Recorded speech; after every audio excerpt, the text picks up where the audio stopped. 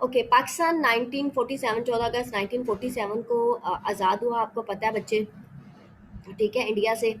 तो उस वक़्त जो थे ईरान के साथ ताल्लुकात जो थे, सबसे पहला जो कंट्री था, हमने पाक ईरान जो है ताल्लुकात कर रहे हैं, तो सबसे पहला जो कंट्री था जिसने पाकिस्तान को एक्सेप्ट किया, रिकॉग्नाइज़ किया, तस्लीम किया under the principle of international law, that was Iran, ठीक है। ईरान ने पाकिस्तान को जो तस्लीम किया। और स्टार्ट पर जो बच्चे थे, स्टार्ट पर अगर मैं इस टाइम पीरियड को 1947 से लेकर जो टाइम पीरियड था 1979 तक, जो ताल्लुकात थे पाकिस्तान और ईरान के बीच में, वो कॉर्डियल रिलेशनशिप थे, ठीक है।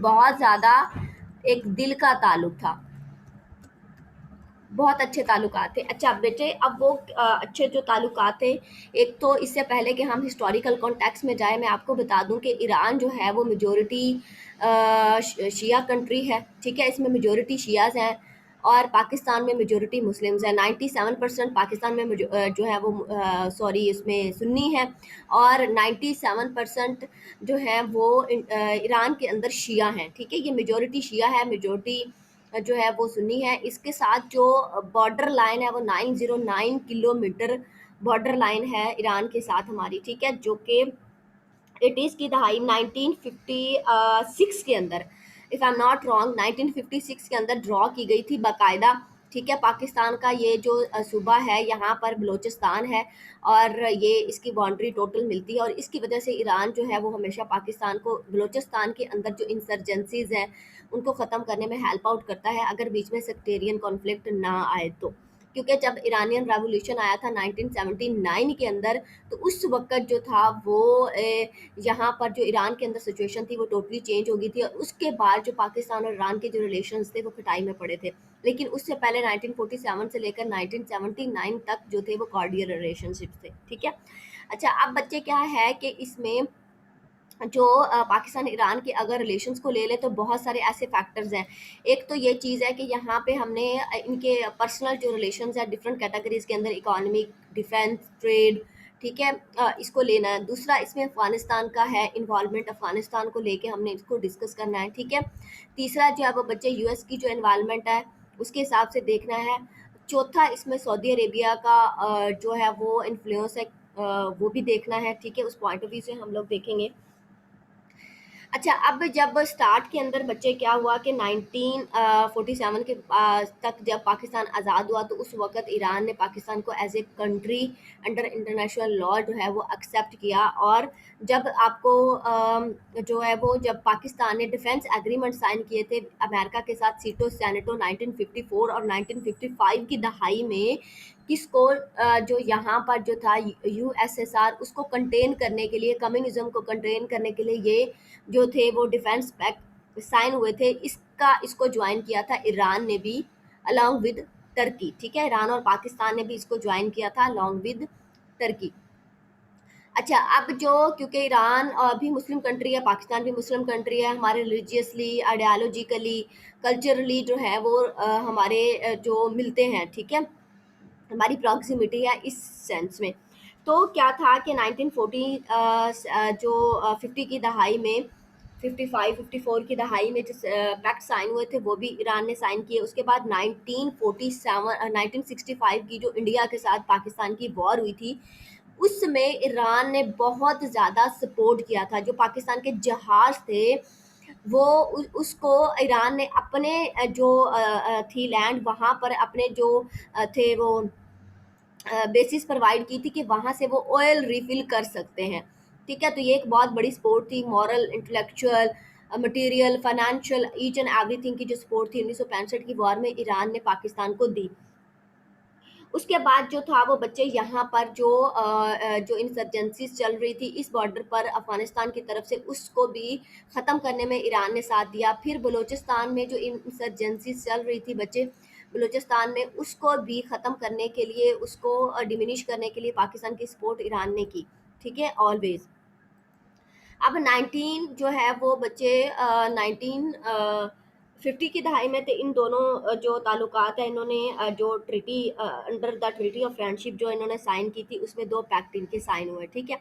उसके बाद 1956 के अंदर उसको फर्दर जो ताल्लुकात थे उसको बेहतरीन बनाने के लिए एक बॉर्डर एग्रीमेंट किया गया, ठीक है। वो बॉर्डर एग्रीमेंट किया गया 1956 के अंदर। उसके बाद जो था वो बच्चे क्या था कि 1965 वॉर में ऑलरेडी आपको बता चुकी हूँ कि उसमें सपोर्ट किया। फिर बलूचिस्तान इंसर्जेंसी बहुत ज़्यादा हो गई थी 1970 की दहाई में, तो उस वक्त जो था वो ईरान ने बहुत ज़्यादा सपोर्ट किया था। लेकिन क्या हुआ बच्चे कि जब 1979 का टाइम पीरियड आया तो उस वक्त क्या था, जो 1979 का टाइम पीरियड है वो ईरान की जो एक तरह आप कह सकते हो कि टोटली रजीम चेंज हो गया था, क्योंकि यहाँ पर ईरानियन रेवोल्यूशन आया और ईरानियन रेवोल्यूशन के बाद यहाँ पे शिया रजीम कायम हो गया। और शिया रजीम जो है उसने स्टेट को एक थ्योरेटिक स्टेट और एक कंजर्वेटिव ट्रेडिशनल स्टेट बना दिया। अब उस वक़्त जब 1979 के अंदर आपको पता है कि यहाँ ईरान में ईरानियन रेवोल्यूशन चल रहा था, पाकिस्तान की लीडरशिप चेंज हो गई, यहाँ पे ज़ियाउल हक आ गया और अफ़गानिस्तान का भी सिचुएशन चेंज हो गई क्योंकि यहाँ पर अटैक कर दिया था यूएसएसआर ने, ठीक है। तो अब बच्चे क्या हुआ कि ईरान ने भी यहाँ पर जो मुस्लिम्स थे, अफ़गानी मुस्लिम्स, उनको सपोर्ट किया, पाकिस्तान ने भी यहाँ पर अफ़गानी मुस्लिम्स को सपोर्ट किया। उसकी रीज़न ये थी कि जो ईरान ने चूँकि चूँकि यहाँ पर शिया रजीम कायम हो गया था और यहाँ पे जो ज़ियाउल हक था, ज़ियाउल हक जो था वो उसके साथ जो उस वक़्त का ईरान का लीडर था, प्रीमियर था, उसके इंटरेस्ट मिलते थे रिगार्डिंग अफ़गानिस्तान। तो इस यहाँ पर जो सोवियत यूनियन है, उसको यहाँ पे यहाँ से वापस भेजने में और यूएसएसआर को तोड़ने में ईरान ने प्रॉपर साथ दिया पाकिस्तान का, और दोनों ने मिलकर इस रीजन को प्यूरिफाई करने के लिए एक्टिव रोल किया। लेकिन आपको पता है 1990 के अंदर क्या हुआ, जो अफगानिस्तान था बच्चे, अफगानिस्तान के अंदर से जो है वो यूएसएसआर निकल गया और वो रशिया बन गया और उससे जो 15 कंट्रीज यहाँ से तान कंट्रीज अलहदा हो गए और जो अफगानिस्तान था वहाँ पर तालिबान रजीम आ गया। अब यहाँ से बच्चे जो है वो एक टोटली जो सिनेरियो है वो चेंज हो गया। लेकिन उससे पहले मैं आपको बताती जाऊँ कि जब पाकिस्तान ने फेस की थी सिचुएशंस, 1971 की सिचुएशन फेस की थी, उस वक्त भी ईरान ने पाकिस्तान का साथ दिया था जब डिबैकल ऑफ ईस्ट पाकिस्तान हुआ। फिर पाकिस्तान ने जो सिचुएशन फेस की थी सैंक्शंस यूएसए की तरफ से, जो उसके लिए न्यूक्लियर प्रोग्राम के लिए सैंक्शंस इम्पोज की गई थी। उस वक़्त भी जो ईरान था वो बैकग्राउंड सपोर्ट दे रहा था पाकिस्तान, क्योंकि अब ज़ाहिर तो अमेरिका ने जो है वो सैंक्शंस इम्पोज कर दी थी। और सैंक्शंस इम्पोज करने का मतलब ये चीज़ होता है कि इस कंट्री के साथ कोई भी बायलैटरल ताल्लुकात कायम नहीं करेगा, डिप्लोमेटिक ताल्लुकात कायम नहीं करेगा, इसके साथ ट्रेड नहीं करेगा। तो वो फिर एक जो कंट्री है वो खुद को पैरालाइज्ड फील करती है और प्रेशर के अंदर आके जो वो एक्टिविटी कर रही होती है उससे खुद को स्टॉप कर देती है। तो ये अमेरिका हमेशा टूल यूज़ करता आया है यहाँ पर इस खित्ते के अंदर। तो जब पाकिस्तान अपना न्यूक्लियर प्रोग्राम बिल्ड कर रहा था अंदर-अंदर, तो उस वक़्त जो था वो एज़ ए बैकग्राउंड पे या बैक सीट ड्राइवर के तौर पर ईरान ने पाकिस्तान को सपोर्ट किया। लेकिन अब जब 19 की दहाई में 1919 की 90 की दहाई में यहाँ पर तालिबान रजीम कायम हुआ, इसको पाकिस्तान सपोर्ट कर रहा था, ठीक है? दूसरी तरफ इसको सऊदी अरेबिया जो है वो भी सपोर्ट कर रहा था। तालिबान रजीम को। लेकिन जो अब चूँकि यहाँ पे सऊदी अरेबिया सपोर्ट कर रहा था, तो जो ईरान है वो हमेशा से सऊदी अरेबिया के एंटी रहा है, बिकॉज़ ये टोटली सुन्नी कंट्री है और ये टोटली शिया कंट्री है। तो ये जो सेक्टेरियन कॉन्फ्लिक्ट बन जाता है, इसका फ़ायदा उठाती हैं 2 ताकतें, ठीक है? बल्कि 3 ताकतें। एक तो इसका फ़ायदा उठाती है इंडिया, दूसरा इसका फ़ायदा उठाती है यूएसए और तीसरा इसका फ़ायदा उठाता है इज़राइल, ठीक है? ये जो सेक्टेरियन कॉन्फ्लिक्ट है, क्योंकि उसके रीज़न बच्चे ये है कि Saudi Arabia, Iran, Pakistan, Afghanistan, तुर्की, ये यहाँ इस खित्ते के स्ट्रॉन्ग कंट्रीज़ हैं। पाकिस्तान सुपर पावर है, पाकिस्तान की ज्योग्राफिकल लोकेशन बहुत ज़बरदस्त है, ठीक है?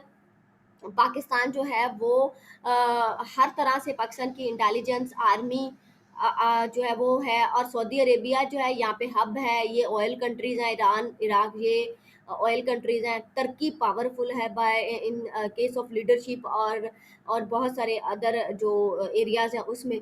तो जो एक्सटर्नल पावर्स हैं जिनमें इंडिया, इसराइल और जो आता है बच्चे यूएस से, तो उन्होंने हमेशा इसका फ़ायदा उठाने की कोशिश की है। तो अब होता ये था कि 90 की दहाई में जब 19 जब तक जो है वो तालिबान रजीम या ख़त्म नहीं हुआ था और पपेट गवर्नमेंट नहीं आई थी अमेरिका की तरफ से, उस वक़्त पाकिस्तान यहाँ पे तालिबान रजीम को सपोर्ट कर रहा था, सऊदी अरेबिया सपोर्ट कर रहा था।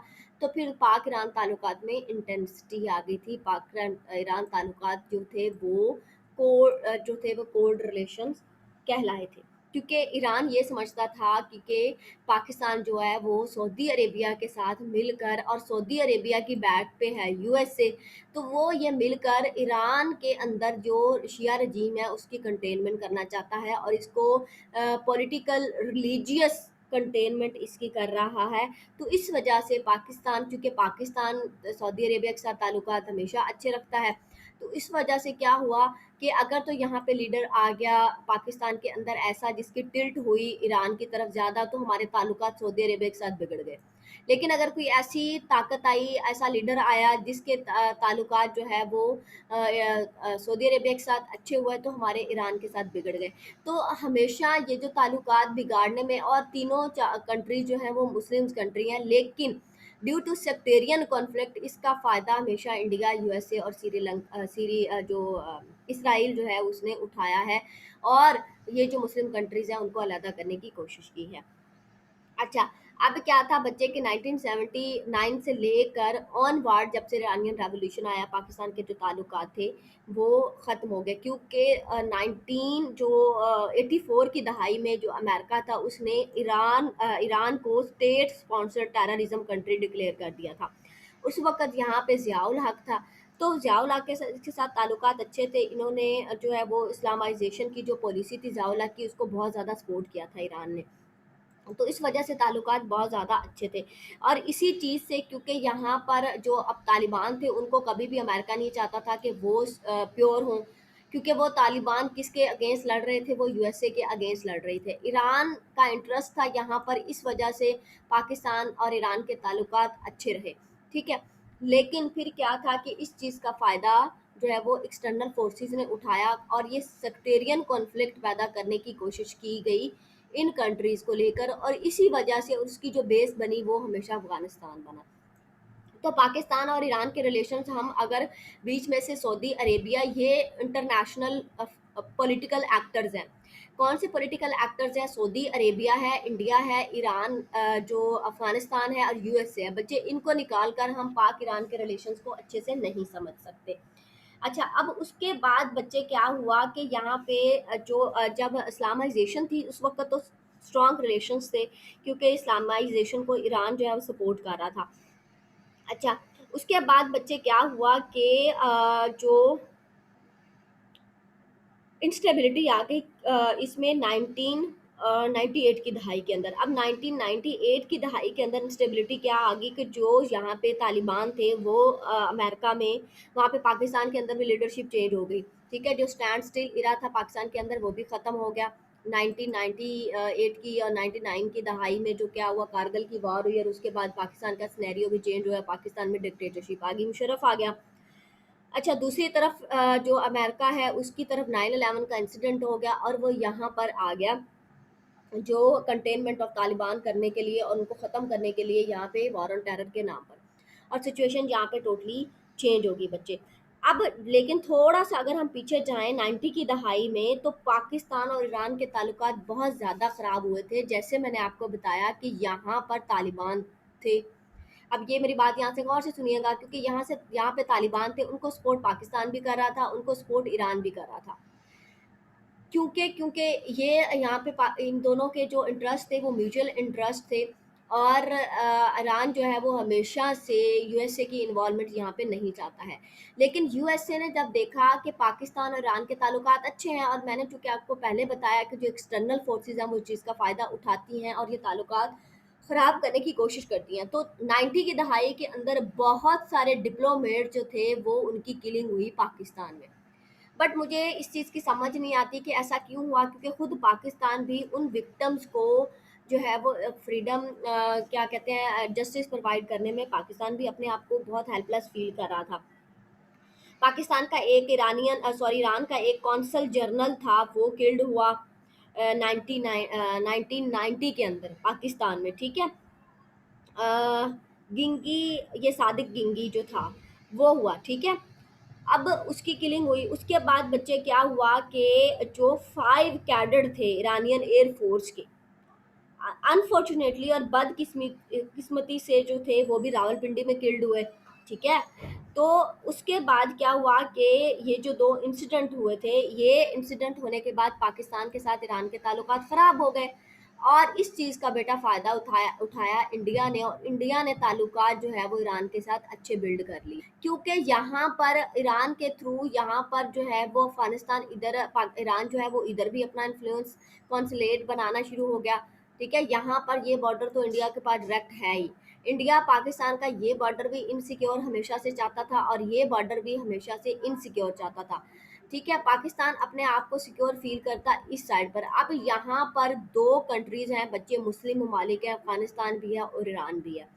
अगर जो है हम अपने अंदर से ये सेक्टेरियन कॉन्फ्लिक्ट ख़त्म कर दें शिया सुन्नी वाला, तो जो अब देखें ये बॉर्डर भी सिक्योर हो गया, ना सिर्फ पाकिस्तान का बल्कि ईरान का। ये बॉर्डर भी सिक्योर हो गया ना सिर्फ ईरान का बल्कि अफगानिस्तान का। ये बॉर्डर भी सिक्योर हो गया ना सिर्फ अफगानिस्तान का बल्कि पाकिस्तान का, ठीक है। ये बॉर्डर, उसके बाद यहाँ 7 ऊपर मुस्लिम कंट्रीज है, तान कंट्रीज, ठीक है। उनके साथ भी हम अपने ताल्लुकात अच्छे बनाए, तो ऊपर से हम लोग रशिया जो है उससे भी सिक्योर हो गए, कम्युनिज्म कंट्री है, ठीक है, उससे भी हम लोग सिक्योर हो गए। फिर इस साइड पे इराक है, मुस्लिम कंट्री है, अगर इसके साथ ताल्लुकात अच्छे, ऊपर इवन आर्मीनिया, अजरबैजान भी सिक्योर कंट्रीज हैं, ठीक है।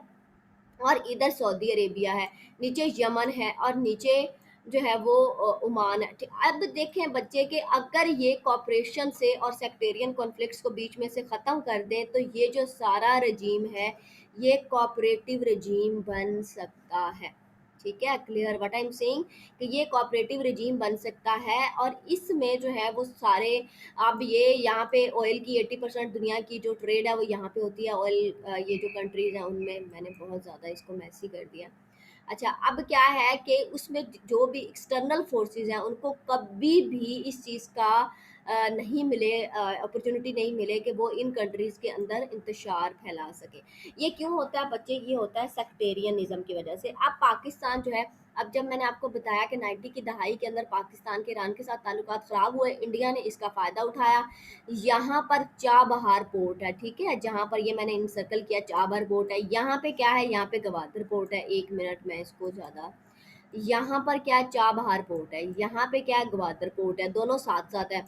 ग्वादर पोर्ट प्रोजेक्ट किसका है बच्चे, वो है चाइना का project, as a one road one belt का एक पार्ट है, शॉर्टेस्ट रूट है, ठीक है, जो पाकिस्तान को डेवलप करना चाहता है।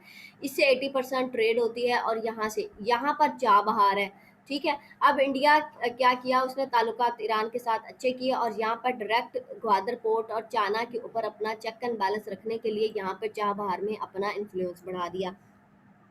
इस चीज़ का फ़ायदा इसको कैसे मिला, इस चीज़ का फ़ायदा मिला जो इन 3 कंट्रीज़ के बीच में क्या हुआ, सेक्टेरियन कॉन्फ्लिक्ट आ गया, और इस चीज़ का फ़ायदा उठाया इंडिया ने, हमेशा से, हमेशा की तरह।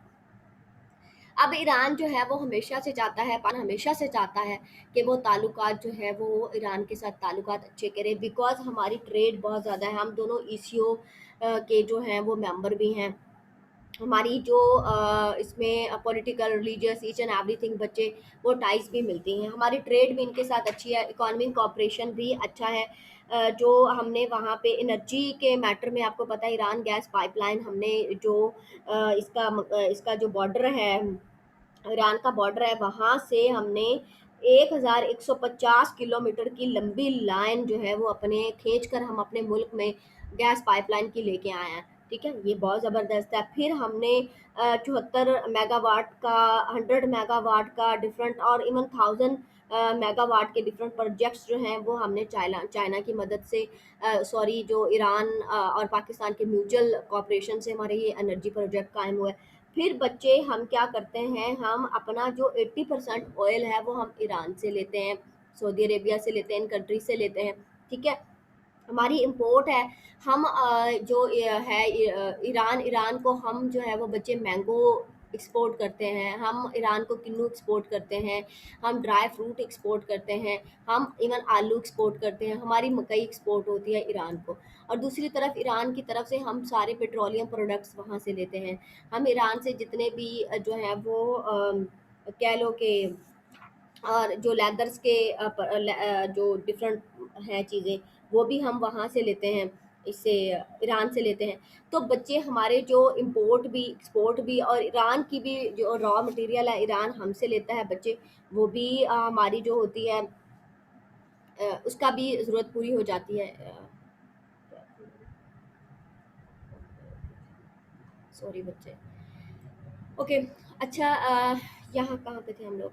अच्छा, एनर्जी की फील्ड के अंदर फिर बच्चे क्या है कि हम यहाँ पे दोनों मेंबर हैं, ईसीओ के मेंबर हैं, और थ्रू ईसीओ जो है वो हम एक तो ईरान और पाकिस्तान दोनों ईसीओ के मेंबर हैं, ओआईसी के भी मेंबर हैं।